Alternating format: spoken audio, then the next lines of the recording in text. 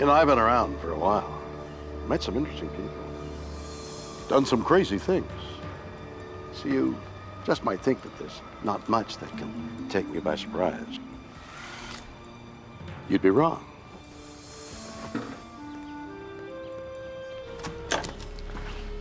The world is full of stories, science, and things that amaze and confound me. Every single day, incredible mysteries that keep me awake at night. Some I can answer. Others just defy logic. Do ghosts exist? Should we fear the paranormal? In California, a woman is terrorized by an invisible attacker. Is she the victim of a genuine haunting? Forget the silly movies that are out there. This is real. In New England, a mother undergoes a violent transformation. Has she been possessed by a demon? It'll make a cold chill go up your spine. And a British teenager claims to see ghosts. Does she have the gift? Like the fear, it was like, uncontrollable. Yeah. It's a weird world, and I love it.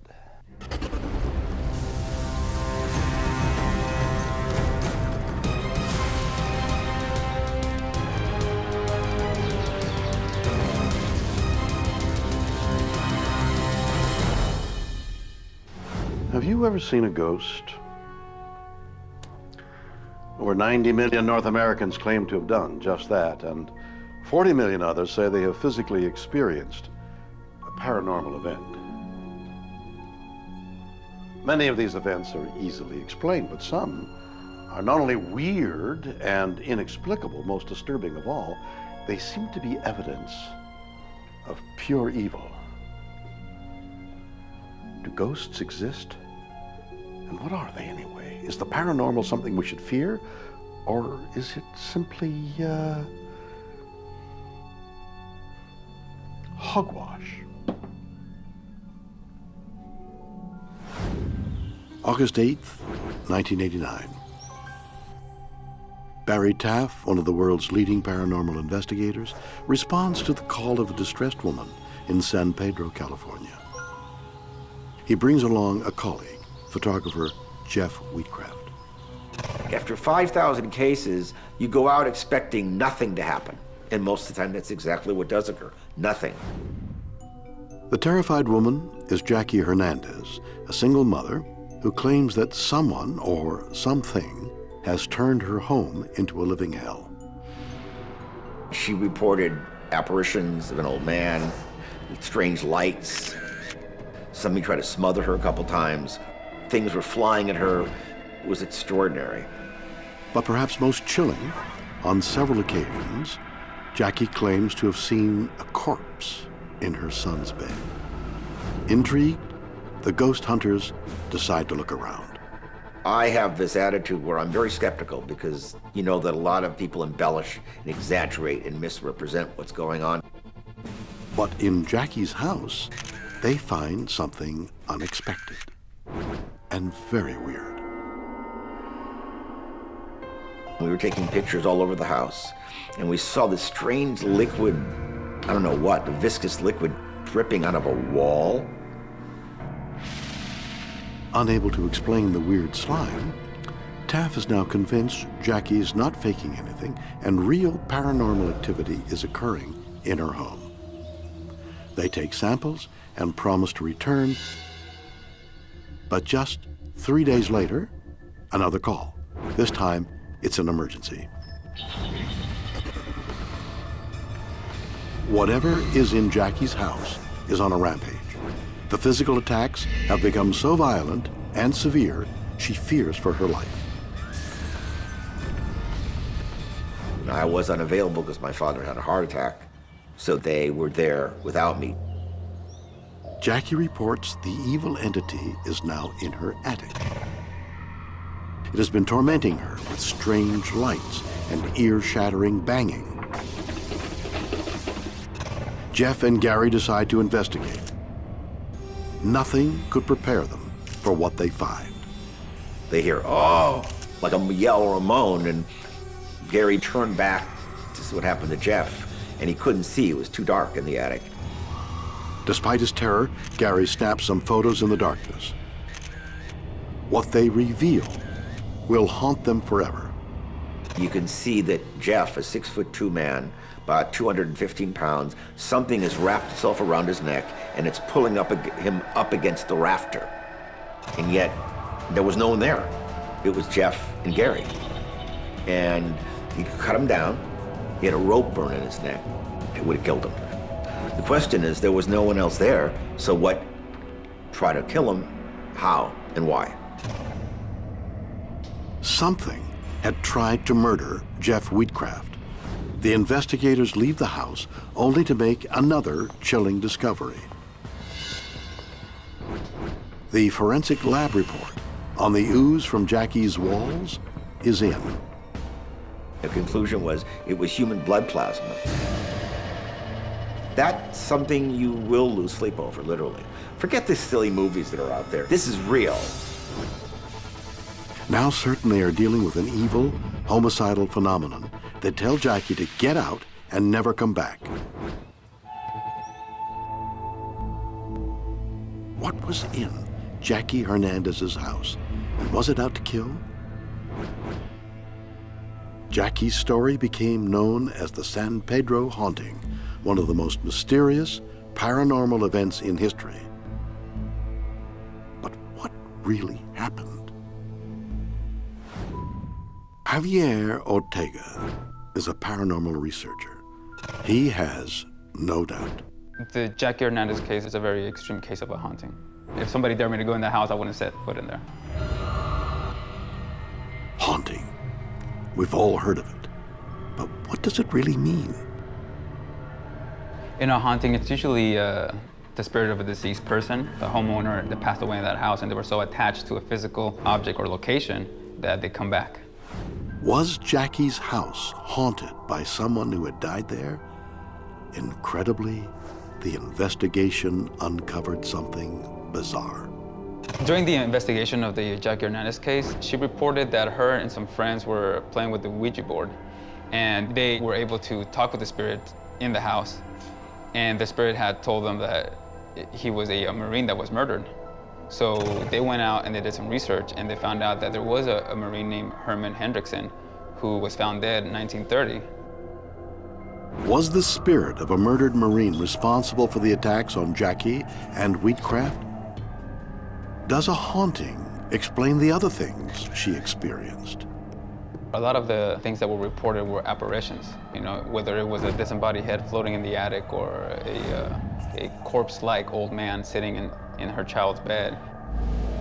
She also reported seeing strange lights.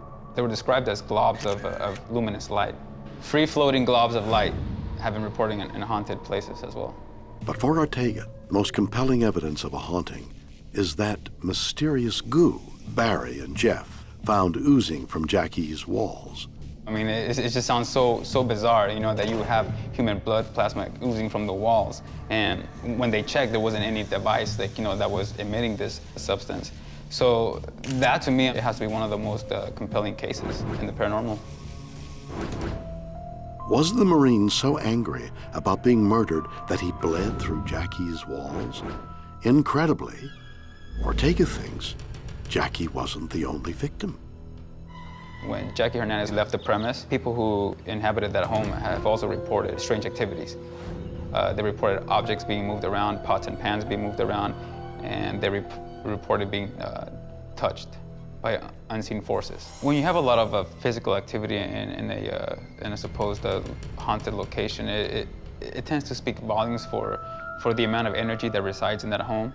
And we don't know, as a paranormal researchers, we don't know if it's due to psychokinetic forces or if it's due to location hauntings. If you have the same reports happening year after year on the same location when there's different tenants, it usually tends to point towards it being a location haunting. What an incredible story. You know, I mean, strange things happen around my house too, but once I say I'm sorry, everything's forgiven. But human blood? dripping from walls and a spirit that is so angry it tries to kill you? I mean, who are they going to call? Ghostbusters? I've always wanted to say that. Was Jackie Hernandez the victim of a haunting? Or was it something else? It does not appear that the house would fit the classic haunting. A terrified woman reports extreme paranormal events in her home. Weird lights, strange noises, even physical attacks. Did Jackie Hernandez live in a haunted house? It does not appear that the house would fit the classic haunting. Lloyd Auerbach is a paranormal investigator. He believes the answer isn't ghosts at all. Knowing what I know about the Jackie Hernandez case, it seemed that she herself was a poltergeist agent. Poltergeist? Isn't that just a hyperactive ghost? Or is there a difference? What we learned in the last 100 years is that these things relate typically not to ghost sightings, not to hauntings per se, not to a place being haunted, but to a person, an individual in the situation who is typically stressed or otherwise put upon. There's possibly epileptic or having epileptic type activity. It's about a third perhaps of the cases. And the expression, instead of by an entity, is by the entity in the body. It's by a person's unconscious blowing off steam or having a seizure, essentially. It's kind of like a seizure in some of these people as well. But it's not a ghost-related situation. If you go on the web and look at a lot of ghost hunting sites, you'll see poltergeist is a particular type of ghost, mischievous spirit. Most of the folks who are on the web have no background in parapsychology. They don't know the literature for the last 100 or so years. They don't know how we've actually come to these conclusions, or they don't know how the fact that we can actually stop these cases, whereas it's a little bit harder when you have a reported ghost instance or a haunting to deal with that. Many now believe poltergeists are not ghosts, but a manifestation of something called psychokinesis. We call it PK for short, and it's the idea that the mind can directly interact or affect matter and energy. We typically think of it in the paranormal world as affecting things outside your body, whether it be moving objects, what people often call telekinesis, or bending metal, or even healing. Was Jackie Hernandez herself causing the weird phenomenon in her own house? If so, why? And for that matter, how? Certain people, their unconscious minds let loose. I mean, we see people who are stressed out, who are put upon in society, in really expressing that stress in different ways. Some people get enraged and they break things. Some people shoot people. Some people keep it bottled up, and it can explode in kind of a different direction for certain individuals, which is a psychokinetic direction. And we call those situations where they're stressed, think of it as an unconscious temper tantrum. It's happening outside themselves and just starts throwing things around, probably like they'd like to do if they actually physically could do it. But by having their unconscious throw things around, who's going to get blamed? The invisible force, the invisible ghost, certainly not the person who's stressed out. When we talk about the stress involved in these PK events, which are often called poltergeist cases, we're not talking about typical stress of, just day-to-day stress, sitting in traffic, being frustrated because your computer couldn't work, which may actually be related back to the PK. Those kinds of stresses do show in small ways sometimes, but they can, again, come out in a lot of different ways. For example, road rage, or people just screaming at the driver across the way without acting on it. You release that stress. People have other ways of doing it. In poltergeist cases, the stresses tend to be very psychologically oriented in most of these cases.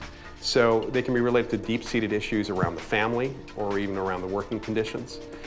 They are typically not expressed in other ways, so there's no outlet for most of these people. In other conditions, these would be the kids or the adults who are going to act out in a very bad way, whether it be breaking things or doing something else, typically. So we have a different kind of stress level involved, but it can be very, very much under the surface.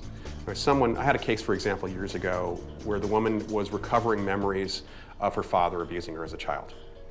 And that caused significant stress, especially as she talked to a therapist about it. And that was extended out to a poltergeist incident.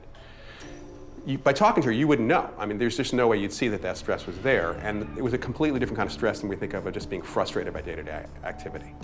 Was Jackie's unconscious mind throwing a temper tantrum? And if so, why?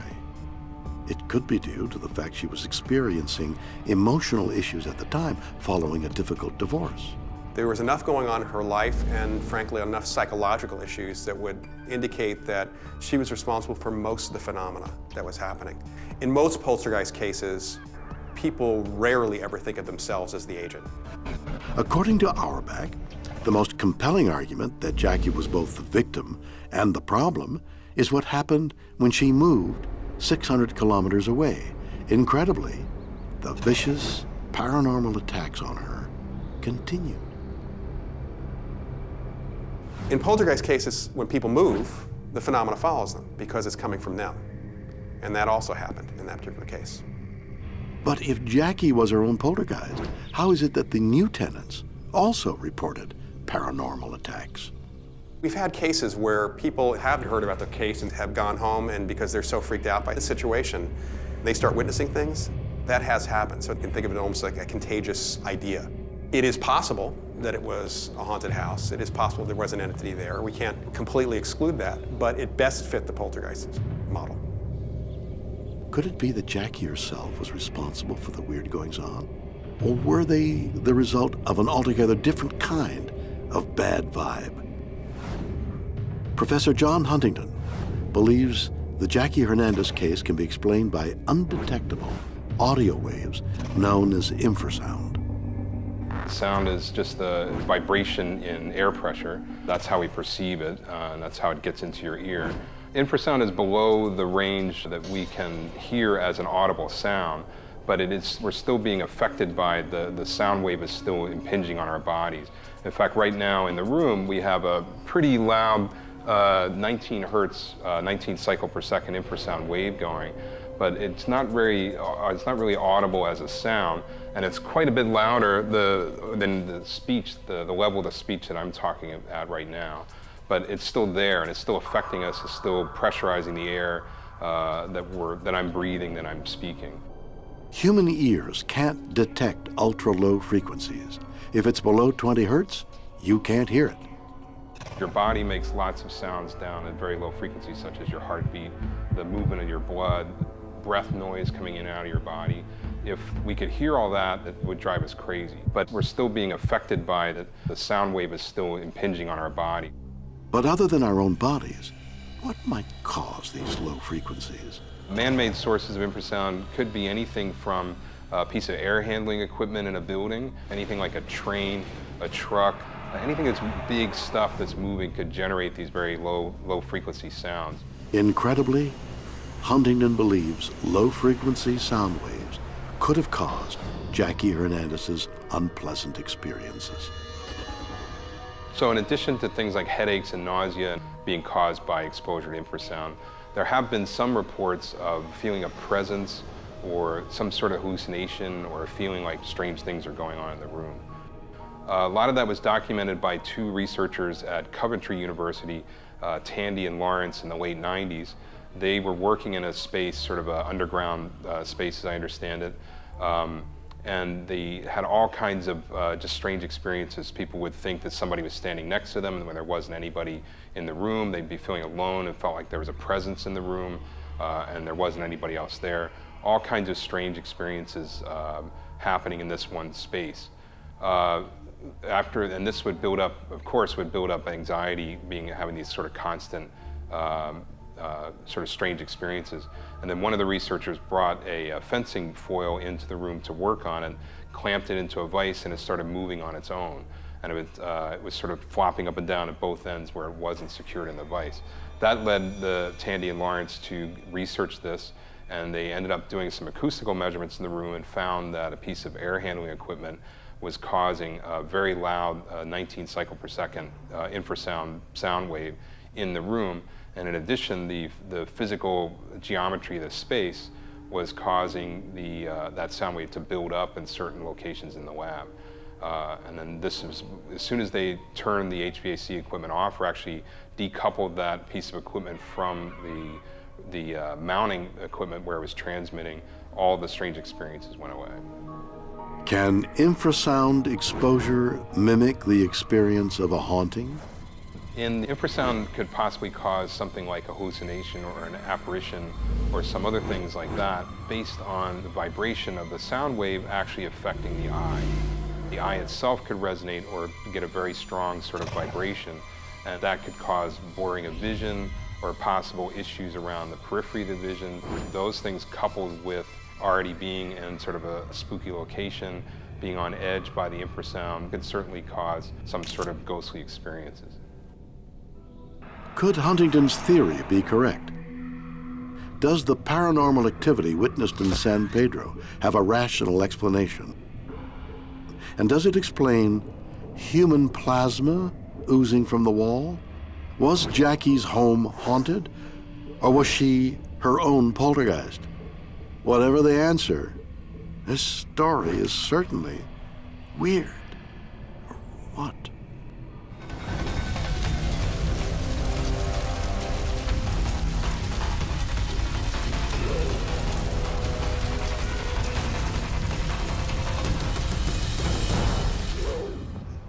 A Connecticut housewife is tortured from within. Has she been possessed by an evil spirit? Demons like to attack good people. Many of us have experienced events that we would call paranormal, but in fact are just things that are harmless and easily explained. But what is the paranormal? And does it exist? Even the name is a little, well, weird and scary. Here's the way it's described in the dictionary. Paranormal, the claimed occurrence of an event without scientific explanation.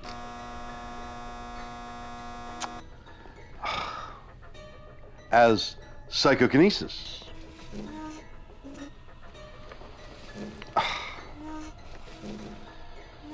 extrasensory perception of other purportedly supernatural phenomena. All right, guys, come on, that's it. You can fool some. Oh boy, oh boy. But some people experience paranormal events that are real. So real, in fact, they're deadly. Weird. Or what? History professor John Kerner studies reports of paranormal activity. None have haunted him more than the story of Patricia Redding. By all accounts, she was a good person. I mean, there's nothing you can see in her past that would indicate why this happens to her. In 1992, Patricia's life took a terrifying turn. Doing chores around her home in Litchfield, Connecticut, she suddenly hears a terrifying voice. Worship Satan. She felt what she thought was an evil presence that was around her. There was nothing that could explain this. Patricia tries to brush it off, but the eerie voice won't stop, ever. Honor Satan. It's the beginning of a horrifying ordeal. Stop! The situation got much, much worse. Pet had a number of things that were happening to her that were very unusual. There were bite marks on the back of her neck, bruises on the back of her body, things she could not do by herself. What could be inflicting Patricia's vicious bruises and other injuries? It's a frightening and bizarre mystery. Devastated and disturbed, she seeks help. The family took Patricia Redding to the hospital, to local doctors. They ruled out all the conditions that could possibly be affecting her. With no medical explanation, Patricia resorts to hoping her problems will simply go away. But then things started getting much worse after that.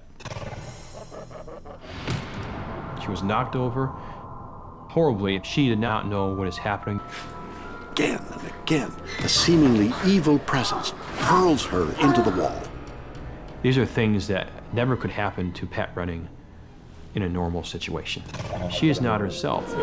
She's becoming someone else. Fearing for her safety, Patricia has only one place to turn. At that point, the Catholic Church got involved. Patricia's bishop takes her claims seriously. After an examination, he reaches an incredible conclusion. They make the diagnosis, yes, she is possessed. Demons like to attack good people. There's only one solution, an ancient ritual as old as the church itself. The bishop decides he will perform an exorcism. He called upon the demon to reveal himself and say who you are, reveal yourself in the name of Jesus Christ. Almost every religion really believes in evil in some form or another. But the difference with the Catholic Church is that the Catholic Church believes evil is actually a physical manifestation in this world. It's not just a concept. At first, the demon stays hidden, but not for long. زمان آبی درختان سبز من تو را می‌کشم دستت را می‌گیرم و می‌کشم. She was speaking in a language that she could not speak in normally, trying to insult the priest, insult his family, things that she never would have done on her own. These are pretty clear signs you're dealing with an evil entity inside the person's body. Having forced the demon into the open, the real battle begins. Things like holy objects, this often can anger the demon. These are tools in a war that can cause them to be so upset. The words of Christ makes them so angry. So it has to be said over and over again. It's a war of attrition. The battle rages for hours. At long last, something breaks. Demons, they get so upset they just can't take this any longer and they'll go somewhere else. They'll go bother somebody else. The exhausting battle ends with the demons on the run. But before long, they're back. Evil is real. It can affect someone in some horrible ways. Sadly, Patricia runs out of time. After 16 exorcisms, in 2005 she dies of cancer, believed to be caused by her demons. Incredibly, Patricia's story is far from the only one. An estimated 15,000 exorcisms are performed each year. Can evil really live inside us? Or is there some other way to explain demonic possession? Christopher Rossick is a psychologist. He says he knows exactly what happened to Patricia Redding. Coming from a religious perspective, you might assume that this must be a demonic presence. But as a psychologist, my diagnosis would be dissociative identity disorder. Better known as a split personality, dissociative identity disorder is when two or more personalities inhabit one mind. An abusive childhood can sometimes cause such a psychological break. One personality becomes the happy face, the person the world sees. The other deals with all the hidden pain, shame, and suffering. The primary personality is unaware of the other personality. They may hear voices and have these sort of signs, but they don't know what it's about. Were the demonic voices Patricia heard really the screams of a tortured second personality? Could it have even tried to hurt her? I had a patient who would end up in a graveyard with her blade in her hand and having cut her arm. Is a self-destructive alter ego responsible for Patricia's injuries? Can psychology explain the power of an exorcism? After the exorcism, the individual experiences complete and sudden remission of their symptoms. And of course, that's considered proof positive that the demon has been removed. An alternative way of looking at that, however, is that the prayer, the ritual is in fact just served to rearrange these separate identities such that they have receded from the host's awareness. They don't hear the voice anymore. Then what I experience happen with some patients is that maybe weeks or months later, the voices come back. And then they think, well, you know, I must have invited it back, or something's wrong with me, I'm really evil.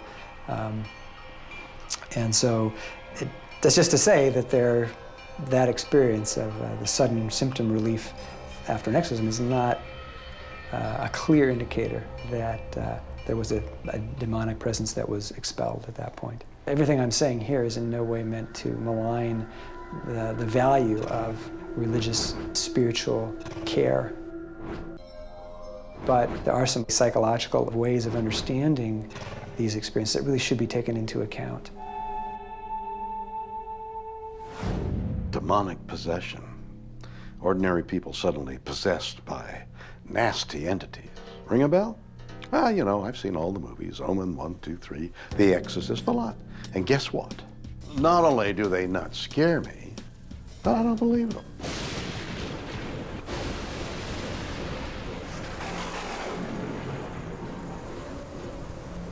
I mean, just because it gets a little stormy doesn't mean the devil is on his way to take over your soul, does it?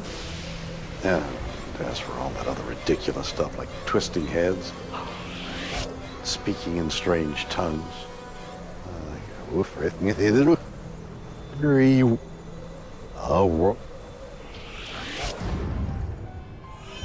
is demonic possession all in our heads? Or is there a more frightening answer? What Satan can do is invade human bodies. A Connecticut woman appears to have been possessed by an evil demon. Could she be suffering from a split personality? Or is the explanation far more terrifying? Reverend Bob Larson is not your average man of God. I am, among other things, an exorcist. Larson has studied Patricia Redding's possession and is convinced it was real. There are those who would like to have the public believe that demonic possession is rare. I can tell you, it's not rare. It'll make a cold chill go up your spine. Are demons really all around us?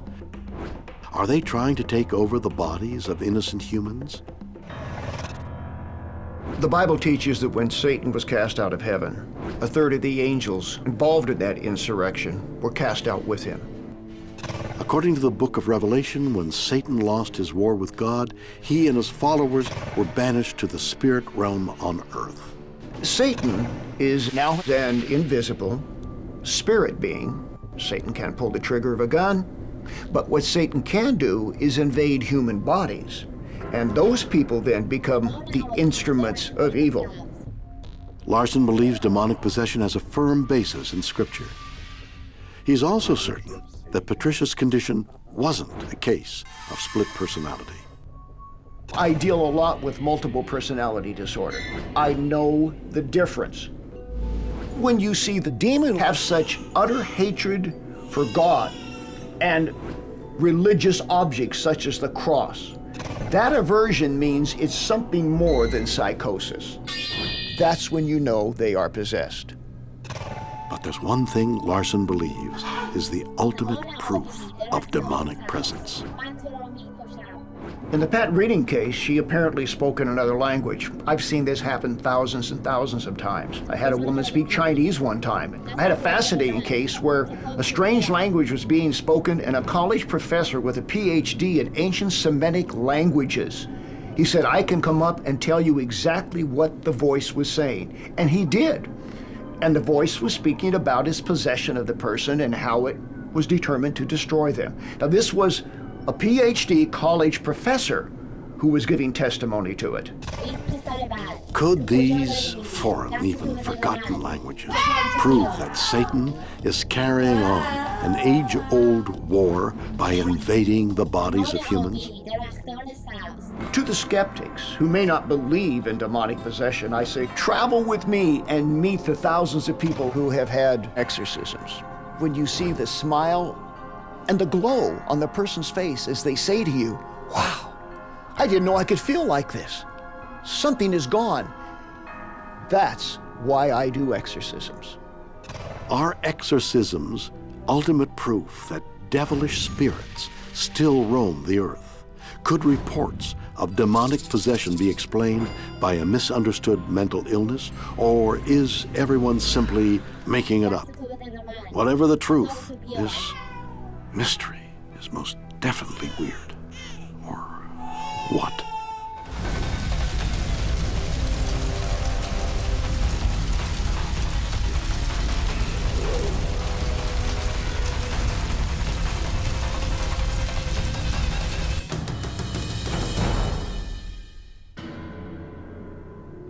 I don't know about you, But stories of ghosts and the paranormal send shivers up my spine. But that's kind of fun, right?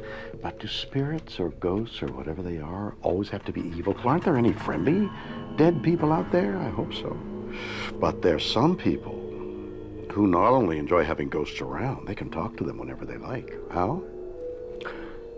They've got the gift. In just about every way, Faye Jackson is an average teenage girl. I like to shop and just hang out with my friends. While Faye's life appears to be ordinary, in truth, she and her family are dealing with something so sensitive, they've chosen to conceal their appearance. Although it has become part of everyday life for us, it is still at times frightening. Faye's story began 3 years ago when she was 10. I was sitting in my bedroom on my own. I could feel a man sitting next to me. She could feel like an energy, like a presence next to her. And I could just feel his breath in my ear and it was all warm. And then she heard him whispering in her ear. Can you hear me? Can you hear me? Faye races to her mom. Like the fear, it was like uncontrollable. It was unexplainable. The child was absolutely terrified. And I was scared for her, to be honest. When Lynn takes her daughter back to the room, the man is gone. But Faye is in no doubt as to what she's experienced. I saw my first ghost. Terrifyingly, Faye's encounter was just the beginning. The spirits started regularly visiting me. They'd only come when I was on my own, and when they did, just random spirits would walk into my bedroom. Faye is haunted by hundreds of ghosts. Sometimes she sees as many as 5 a night. Sometimes they just want to show her how they died, which is a little bit grim at times, and she's only 13. The ghosts begin getting bolder. There was an instant when her bed was shook, which completely terrified me. I just felt like I was being attacked. It was horrible. It felt really dangerous, and I felt like I was on my own. That was when I knew we had to do something about it. At her wit's end, Lynn seeks professional advice. We got lots of help from local mediums who understood what was happening. Far from seeing it as something frightening, the mediums tell them Faye's ability to see and connect with the dead is a gift, and a very rare one at that. They taught Faye techniques that she could use to take more of a control over her gift and to see it as a gift, really. With the help of psychic mediums, the support of her mother, and lots of hard work, Faye finally mastered her gift. It's like I have 2 lives. Like I live one life where I'm just a normal girl, and then other times I can talk to spirits. So it's really quite exciting. I see dead people. That's something else I've always wanted to say, but I can't because I don't. Well, not when I'm sober anyway. But incredibly, it may be because I'm an adult. You see, Faye isn't alone. Millions of other children see dead people too. How? Do they possess a special power, a 6th sense? And is it a gift or a curse? Weird. Or what? 13-year-old Faye Jackson claims she can see ghosts. Do children possess the gift? Who better to ask about children who see ghosts than Karen Good, author of Children Who See Ghosts? To discover that children see ghosts and talk with ghosts, to me it was exciting. After more than 25 years researching the special abilities of young minds, Good has reached an incredible conclusion. Children are more predisposed to see ghosts than adults are, primarily because of their brain power. The sixth sense begins to develop in children between the ages of 18 months all the way up through 5 to 6 years. And the reason is because their brain is going through a tremendous growth spurt. We've all heard of the sixth sense, but what is it? What does it do that your other 5 can't? When I discuss with a parent, for example, what is the sixth sense? I explain it to a parent as being intuitive intelligence. Some people have a heightened intuition, particularly sensitive children. We call them sensitive because they may be sensitive to the feelings of someone who might be ill. Or one child that I'm aware of used to tell me about, he would know a car accident when his mom was driving. He would get nauseated, and it always correlated for him with a nearby car accident. So I think that a sixth sense involves feeling and intuition, and it could involve heightened sensitivities. But where does this sixth sense come from? Is it a gift only bestowed on some? Remarkably, Good believes it's an ability that's within us all. The pineal gland is located within the brain, which actually regulates light within our body. I believe the pineal gland can be a doorway to the sixth sense. But if we all have the ability to access our sixth sense, why do so few children maintain this power into adulthood? As the hormones change, children go through brainwave shifts, mood shifts, and that's the time logic develops. And children may turn away from their intuition, their feelings. If children have not been encouraged in their imagination, in their conversations, and sixth sense development, it can shut down when cognition sets in. Do children's growing brains give them a sixth sense? Should a child's ghost sightings be encouraged?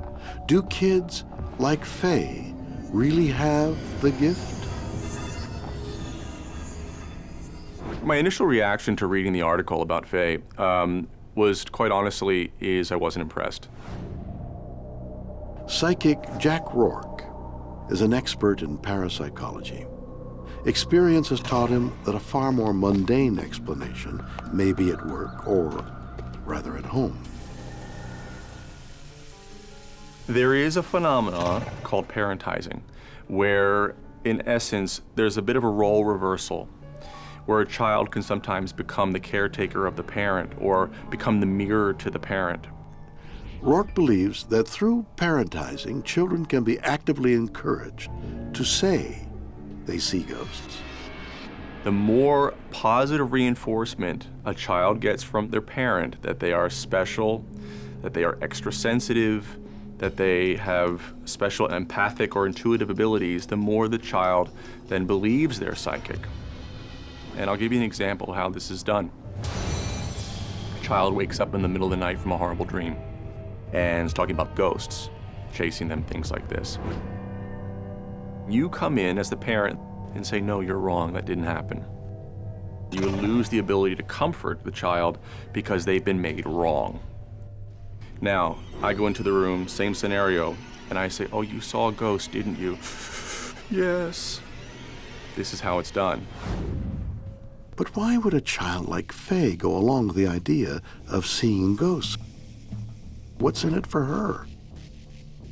The specialness of the child in these circumstances gives the child permission to commiserate with the parent. They become their emotional partner. They go to activities together. They may go to certain psychic functions, and this unique relationship becomes a reward to the child. And in order to maintain that closeness with their parent, they have to maintain the psychic identity. For the parent, this also gives them a passive means to control the child. And also, what I've witnessed is a way to slow down their development and prolong their childhood. So this is an interesting thing, one of the things that we look at. Now, why per se a child might have a specific experience, It could be biological, it could be an environmental reason, it could just be an ordinary bad dream. Are children who see ghosts merely playing out a fantasy with the encouragement of their parents? Is there nothing special about them at all? Does the gift exist in children at all? A person like Faye may be capable of seeing ghosts because she has some physiological advantage. Thousands of children across the globe claim they can see dead people. Do they have an extra special sense known as the gift? Paranormal investigator Joshua P. Warren believes there could be a medical explanation for this phenomena. A person like Faye may be capable of seeing ghosts because she has some physiological advantage in her eyeballs themselves. Could Faye's eye have powers the rest of ours don't? Warren believes her secret may be that she sees light differently. Right now, all the data that we have indicates ghosts are more visible in the infrared realm. Some of the best ghost images I've seen have been captured using infrared technology. Could Faye be seeing ghosts that are all around us? Ghosts that most of us miss because we can't see infrared? The average person can only see a relatively narrow band of light, from usually around green to red. Faye might be able to see a little bit more than the rest of us. Scientists call the range of light the visible spectrum, although most of us know it as the colors of the rainbow. But what if Faye was somehow able to literally see what the rest of us can't? In the human eye, there are two primary types of cells. You've got the rod cells and the cone cells. Rod cells are used for nighttime vision, but they can't see color. Then you have the cone cells, which respond very quickly, and they see color. If Faye has more of those rod or cone cells, especially the cones, that alone might allow her to see a broader range of colors and frequencies than the average person. Her eyes physiologically allow her to peer deeper into the infrared or ultraviolet realms. Incredibly, Warren also believes the eye might not just explain Faye's story, but also why children, on average, report seeing more ghosts than adults. As a person ages, the components of the eye become more and more dense. In extreme cases, they can become very cloudy and form a cataract. So the older you get, the less you're able to see when it comes to this band of frequencies. Children are not only able to see a wider range of frequencies, but they also should have an open mind and open awareness. They have not been structured so much yet into a belief system and into a task-driven day-to-day routine that gives us tunnel vision as adults. As children, they still have a wider awareness and perception of what's around them and the willingness to acknowledge honestly what they see. Could Faye and other children like her really be able to see into the infrared world of ghosts? Does she have a sixth sense? Or is Faye just a needy kid who wanted her mother's attention and approval? We may never know. Weird. Or what?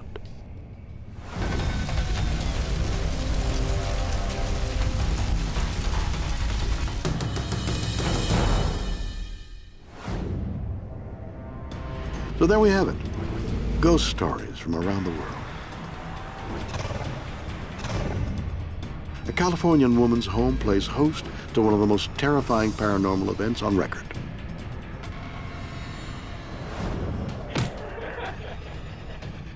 In New England, a woman is possessed by an evil spirit so strong, even the Catholic Church fails to defeat it. and a British teenager can see and talk to ghosts, is she proof that some children have the gift?